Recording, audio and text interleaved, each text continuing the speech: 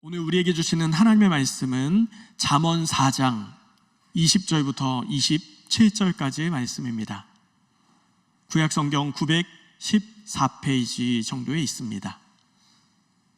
잠언 4장 20절부터 27절까지의 말씀입니다.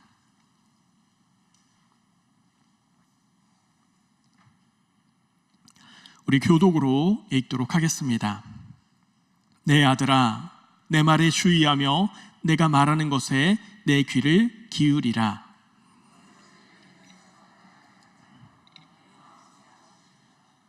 그것은 얻는 자에게 생명이 되며 그의 온 육체에 건강이 됨이니라.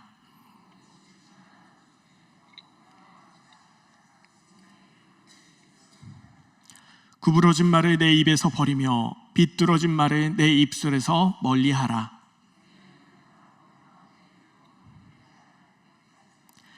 내 발이 행할 길을 평탄하게 하며 내 모든 길을 든든히 하라. 좌로나 우로나 치우치지 말고 내 발을 악에서 떠나게 하라. 아멘. 오늘 말씀의 제목은 정욕 앞에서입니다. 일편단심으로 평생 한 짝꿍과만 짝짓기를 하고 또 새끼를 낳으면은 평생 잘 돌보는 프레리 들쥐라는 쥐가 있답니다. 그런데 이 프레리 들쥐에는 바소프레신과 옥시토신이라는 호르몬이 많이 분비된다고 해요. 그런데 이 프레리 들쥐랑 유전적으로는 99% 동일한 산악들쥐라는 종이 있는데 얘들은 바람둥이랍니다. 그래서 하루에도 이 수컷이 하루에도 여러 암컷을 만나서 그 만남을 가진다고 합니다. 유전적으로는 99%가 동일한데 그 삶의 양태는 한쪽은 일편단심, 한쪽은 바람둥이. 이게 이유가 뭘까 해서 미국 플로리다 주립대 모하메드 카비드 교수의 연구팀이 연구를 했대요. 과연 바람둥이 이 산악들쥐에게는 무엇이 문제일까 하고 연구를 했더니 바소프레신과 옥시토신 호르몬이 별로 안 나온다는 겁니다. 그러니까 산악들쥐는 바소프레신, 옥시토신이라는 호르몬이 부족하다는 거예요. 별로 나오지 않는다는 겁니다. 그래서 이 연구팀이 그러면은 이 프레리 들쥐에서 이 호르몬을 채취해서 한번 산악들쥐에 넣어보자 하고 넣어봤더니 산악들쥐들이 회심을 해서 일편단심 한 여인만 찾고 새끼들도 잘 돌봤다고 합니다. 그런데 이 연구가 더 의미 있는 것은 사람에게도 이와 같은 일이 일어난다는 거예요. 스웨덴의 카롤린스카 연구소에 따르면은 인간에게 바소프레신 호르몬과 관련된 돌연변이가 생기면은 이 사람이 정상인에 비해서 결혼을 못할 확률이 2배 가까이 늘어난다고 합니다. 즉 바소프레신이 제대로 분비가 안 되어서 정상적으로 안정된 인간관계를 갖지 못한다는 거예요. 이 일편단심 호르몬이 많이 분비되면 분비될수록 한 이성과 안정된 관계를 하려는 경향이 있다는 겁니다. 이 호르몬이 많은 사람이 있고 적은 사람이 분명히 있습니다. 그런데 호르몬이 적다고 해서 마음대로 살아가면은 동물과 다를 바가 없겠지요. 인간이 동물과 다른 것은 바로 정절입니다. 우리나라에 간통죄가 폐지되었습니다. 그러나 성경은 지난 수천 년 동안 그리고 앞으로도 정욕의 죄를 짓지 말 것을 분명하게 말씀합니다. 이 정욕의 죄에 대한 대가는 우리가 생각하는 것보다 더욱 치명적입니다. 성경의 인물 중에 다윗, 참 좋은 인물이다 생각을 하지만 그의 약한 모습 중에 하나는 여성 편력입니다. 그는 많은 부인을 두었는데 여자가 많아서 신혼 미상의 후궁, 그러니까 이름을 알 수 없는 후궁들이 있었고요, 왕비도 있었습니다. 또 자녀도 많이 있었는데 엄마의 이름을 아는 자녀도 성경에는 10명이 기록되지만 그 엄마의 이름을 알지 못하는 아들의 이름만 기록된 것도 9명, 그리고 그 이상이 됩니다. 그런데 그 아들 솔로몬은 아버지보다 한 술 더 뜨죠. 솔로몬은 기록된 후궁이 처첩이 1000명입니다. 아버지와 아들, 여성 편력으로 인해서 고통을 당하게 되는데, 특히 솔로몬 왕은 이 처첩들이 기거할 왕궁을 짓기 위해서 무리한 건축을 하고 사치를 하는 바람에 백성들이 힘들었습니다. 그래서 백성들의 원성을 사게 되죠. 솔로몬은 바로의 딸, 그러니까 애굽의 공주죠. 그녀를 위해서 밀로궁을 건축하였고요. 또 성경은 이 솔로몬이 이방 여인을 사랑했다라고 말씀하는데, 이 사랑했다라는 동사가 이삭이 그의 아내 리브가를 사랑했다라고 할 때 아하브라는 동사를 쓰는데 똑같은 단어입니다. 그러니까 솔로몬은 정략 결혼으로 그냥 나라의 안정을 위해서 정책적으로 그냥 사랑하는 척, 이게 아니라 진정으로 사랑을 했고, 그 사랑이 얼마나 컸는지 나중에는 그 여인들이 데리고 온 이방 우상까지도 같이 숭배하게 됩니다. 결국 이와 같은 어리석음으로 인해서 그의 아들 솔로몬, 그 아들 르호보암 때에 이르러서는 나라가 두 개로 갈라지게 되죠. 다만 하나님은 다윗 왕을 기억하시고 그 약속을 지키기 위해서 솔로몬의 아들 르호보암에게는 2지파를 남겨서 남유다로, 그리고 10지파는 솔로몬의 종이었던, 그러니까 종이었던 여로보암에게 10지파를 떼어주어서 북이스라엘로 나뉘게 됩니다. 이렇게 정욕을 이기지 못한 죄값, 그것은 자녀에게 미치게 됩니다. 한국 사회 굵직한 왕조의 역사 속에 정조라는 왕이 있습니다. 그는 개혁군주로 평가를 받고 있는데 굉장히 좋은 왕이었습니다. 근데 그가 나이 49세에 승하를 하게 됩니다.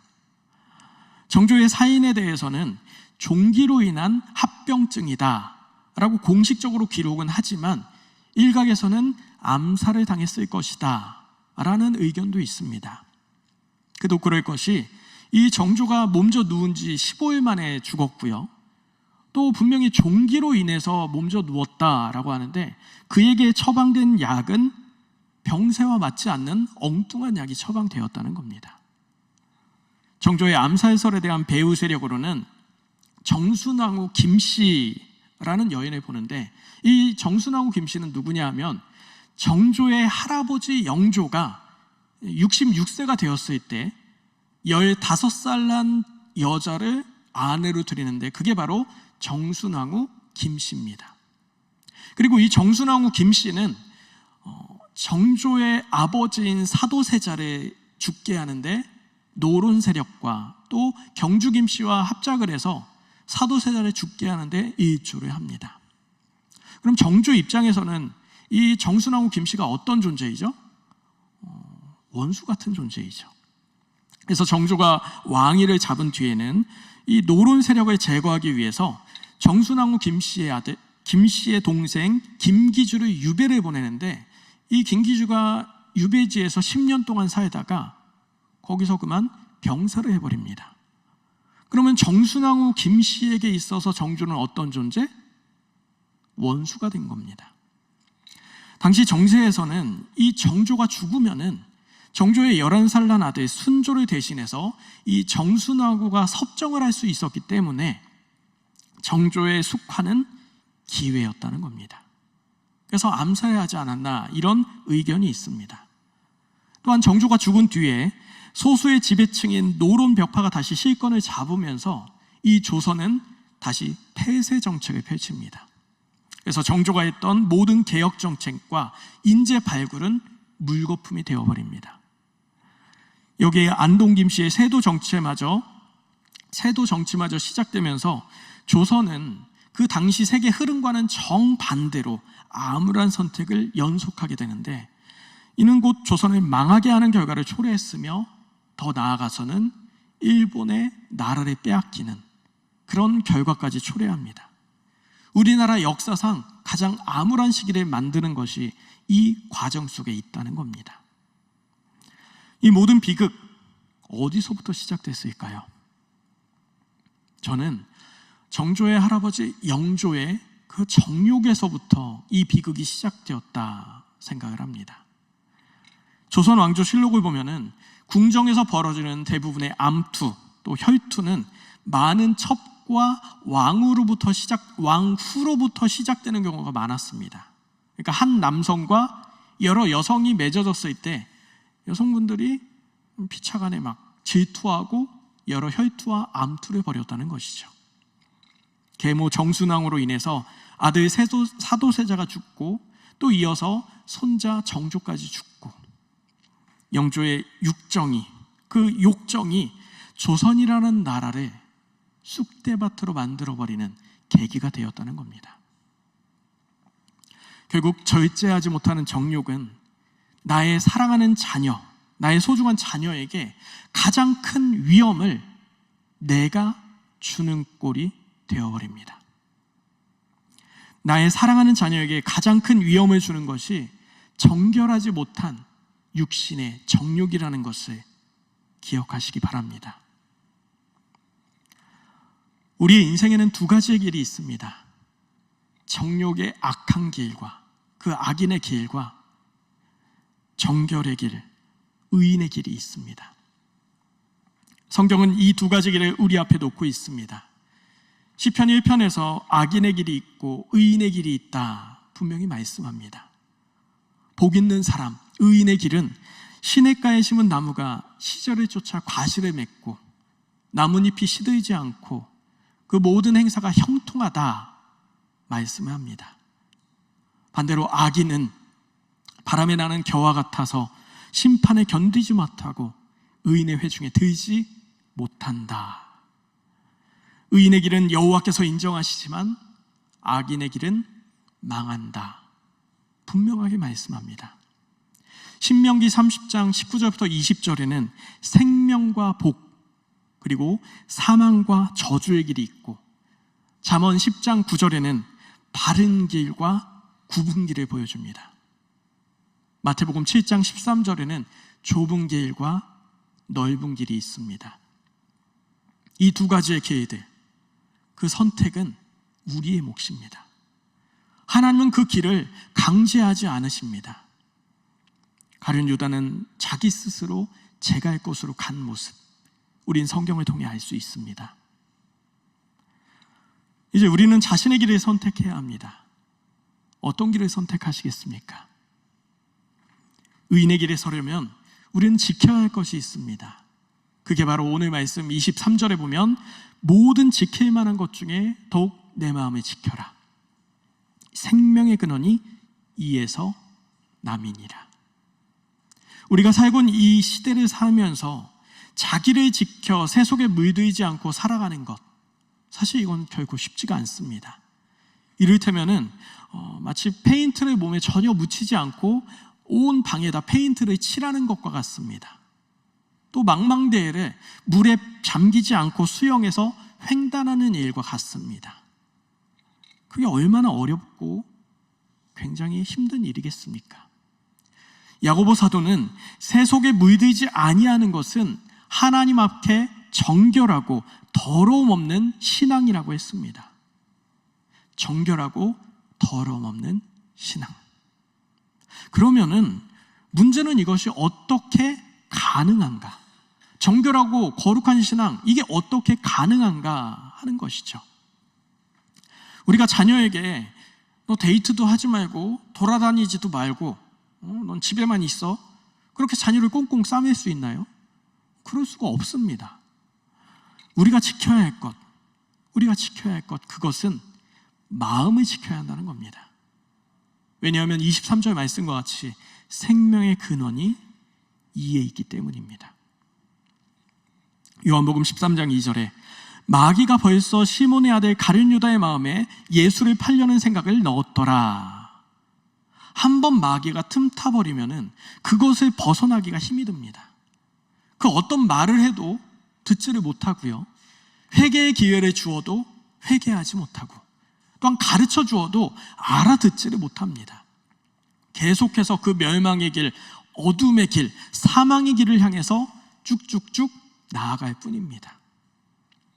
결국 이 유다는 예수님을 은 30에 팔아먹었고 양심의 가책을 느껴서 그 은 30을 제 종교 지도자들에게 돌려주려고 했지만 돌려줄 수가 없었죠.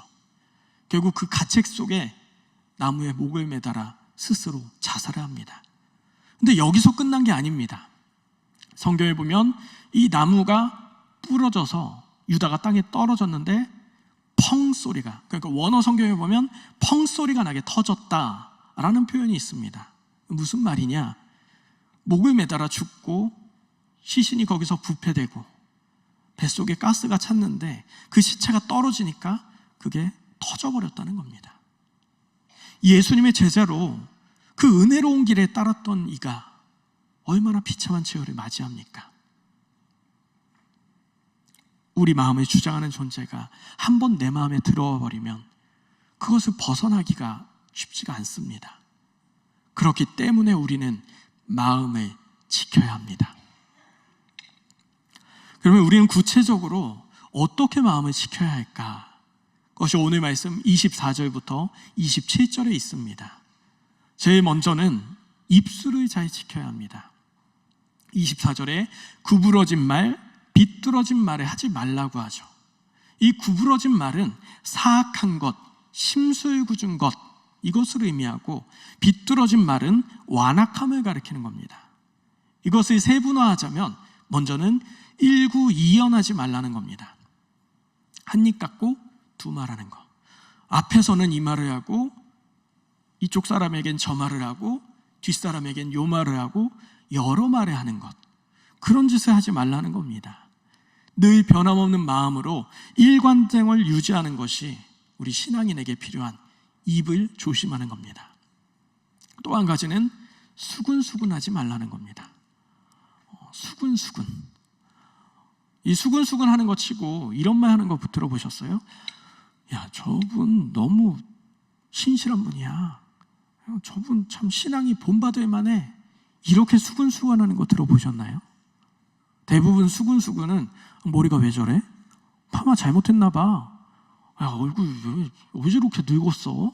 이런 험담하는 말. 왜 저렇게 행동해? 이런 험담하는 말을 수근수근하죠. 누군가를 정죄하고 누군가를 모함할 때 수근수근합니다. 이런 격이 떨어지는 언행, 하나님의 자녀에게 어울리지 않는다는 겁니다. 그리고 또 한 가지는 한담하지 말라는 겁니다. 잠언 11장 13절에 두루다니며 한담하는 자는 남의 비밀을 누설하는 자니 마음에 신실한 자는 그런 것을 숨기느니라. 이 한담이란 말은 험담하다, 고자질하다, 이간하다라는 의미입니다. 우리 신앙의 사람들이 입을 조심하여서 누군가를 이간하고 험담하고 그런 짓을 하지 말아야 한다는 겁니다. 옛말에 심보를 잘 써야 한다고 하죠. 우리가 신앙생활을 하면서도 심보를 잘 써야 합니다. 하나님이 주시는 복, 그 예비하신 복을 우리가 받아 누리기 위해서 우리의 마음을 곱게 써야 할 줄 믿습니다. 둘째로는 눈을 조심해야 합니다. 25절에 보면 내 눈은 바로 보며 내 눈꺼풀은 내 앞에 곧게 살펴. 왜 눈을 조심하라고 했을까요? 모든 죄악은 눈을 통해서 마음 가운데로 들어오기 때문입니다. 에덴 동산의 하와가 어떻게 범죄를 시작하죠? 그 나무를 본즉. 그 나무를 본즉입니다. 인간의 정보 습득은 그 시작이 눈인 경우가 많습니다.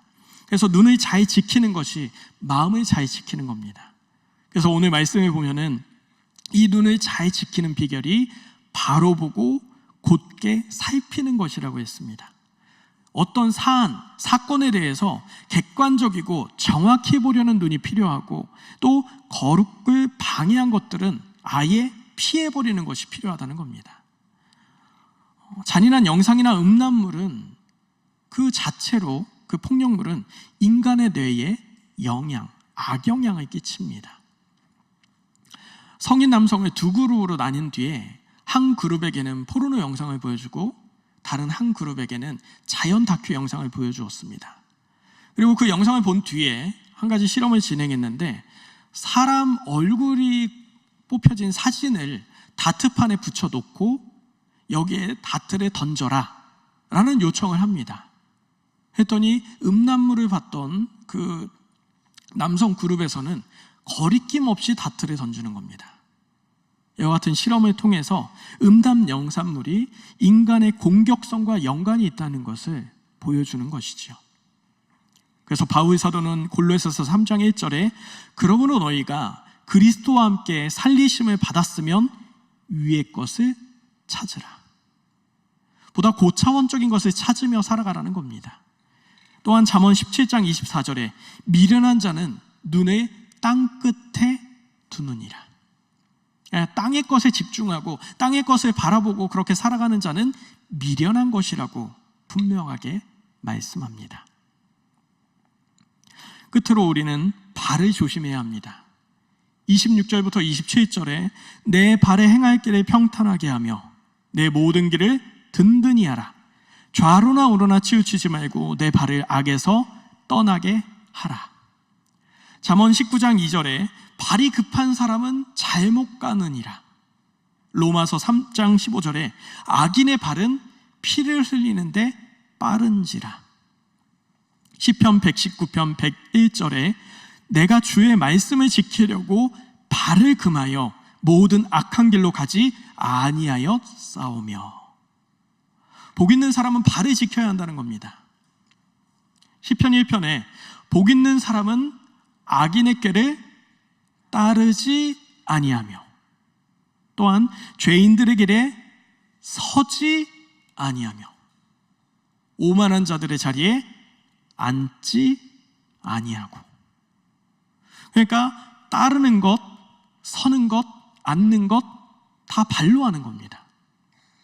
복 있는 사람은 이 발을 가지고 따르는 것을, 그리고 서야 할 장소를, 그리고 앉아야 될 자리를 구별해야 합니다. 분별해야 한다는 겁니다. 하나님께서 사랑하는 성도들에게 이와 같은 분별의 은혜를, 분별의 지혜를 주시길 축복합니다. 이렇게 마음을 지키고 아름다운 정절을 지키며 그 삶을 이루어간 인물이 있습니다. 바로 이삭이라는 인물인데, 이삭의 삶을 보면은 나이 40에 결혼을 합니다. 리브가를 아내로 얻죠. 그런데 아이가 바로 생기지 않고 나이 60이 되어서야 아이를 갖게 됩니다. 20년간 아이가 없다는 겁니다. 당시 문화로서도 이삭은 늦게 결혼을 했고 아이 역시도 더 늦게 낳습니다. 그 20년간 자식이 없는 시간, 그럼에도 이삭은 하나님의 말씀을 기억하고 믿고 고백하며 리브가를 위해 기도할 뿐 첩을 들이지 않습니다. 그의 아버지 아브라함은 75세에 하나님께 부름을 받고 본토 친척 아비집을 떠나는 믿음의 결단을 합니다. 하지만 86세에 이스마엘을 낳게 되죠. 10여 년의 시간이 지났을 때 그는 아내의 조언대로, 그리고 당시 문화와 여건, 주변 상황이 하는 대로 하갈을 첩으로 들인 겁니다. 그러나 이삭은 20년의 세월 동안 첩을 들이지 않습니다. 당연히 첩을 들이라고 주변에서 권했을 것이고 주변에는 모두 그렇게 살았습니다. 하지만 이삭은 그렇게 하지 않습니다. 이삭의 힘이 바로 여기에 있는 겁니다. 세상 모든 사람들은 괜찮다고 합니다. 그렇게 해도 된다고 합니다. 하지만 정결하게 살라는 하나님의 말씀, 하나님의 뜻을 지키는 것, 그게 이삭의 삶이었고 그리스도인의 힘은 바로 여기에 있습니다. 이삭은 정결한 삶을 사는 것이, 그 삶을 지키는 것이 가장 행복한 삶이라는 것을 알았던 지혜자였습니다. 그가 지킨 정결은 그를 행복하게 만듭니다. 그리고 그 이름의 뜻이 그가 웃는다인데 정말 그 이름대로 웃는 인생을 살게 됩니다. 이후에 그는 리브가를 부인으로 삼고 그 삶을 살아가는 과정 속에 쌍둥이 아들 에서와 야곱을 낳게 됩니다. 그리고 이 과정 속에 창세기 26장 12절부터 14절에 이삭이 그 땅에서 농사하여 그 해에 100배나 얻었고 여호와께서 복을 주심으로 그 사람이 창대하고 왕성하여 마침내 거부가 되어 양과 소가 때를 이루고 종이 심히 많음으로 100배의 결실을 하였고 거부가 되었습니다. 주식을 해야지만 100배를 얻는 게 아닙니다. 정결하게 사는 삶에 하나님의 복이 임할 때 100배의 결실을 하게 되는 줄 믿습니다. 할렐루야. 어떤 이는 묻습니다. 이미 정욕의 죄를 지었는데 이제 제 삶은 어떻게 해야 될까요? 이미 정욕의 죄를 지었는데 이제는 어떻게 해야 합니까? 우리 중에 정욕의 죄를 지어보지 않은 분 아무도 없습니다. 우리는 항상 넘어지고 쓰러지고 연약한 인간이기 때문이죠. 예수님은 가늠하다 잡혀온 여인에게 이렇게 말씀하십니다. 가서 다시는 죄를 범하지 말아라. 가서 다시는 죄를 범하지 말아라. 잠언 26장 11절에 개가 그 토한 것을 도로 먹는 것 같이 미련한 자는 미련한 것을 거듭 행하느니라. 반복되는 정욕의 죄와 회개는 참 회개가 아닙니다. 다시는 정욕의 죄를 짓지 말아야 합니다. 자신의 과거를 바꾸는 것은 현재의 삶을 정결하게 살아가는 것뿐입니다. 하나님은 광야를 지나 가나안 입성을 앞둔 이스라엘 백성에게 다시금 그 거룩한 말씀을 하십니다. 신명기 30장 19절부터 20절에 내가 생명과 사망과 복과 저주를 내 앞에 두었은즉 너와 내 자손이 살기 위하여 생명을 택하고 내 하나님 여호와를 사랑하고 그의 말씀을 청종하며 또 그를 의지하라. 그 어떤 것보다 마음을 지키고 또 우리의 선택 가운데에 생명을 택하여서 지혜자로 하나님이 허락하신 삶을 아름답게 살아가고 행복한 인생 만들어 가시길 주님의 이름으로 축원드립니다. 이 시간 말씀을 기억하며 함께 기도하겠습니다. 우리가 정욕 앞에서 마음을 지킴으로 정절의 사람으로 복된 인생 살기 위해서 이 시간 주님의 이름 한번 부르고 통성으로 기도합니다.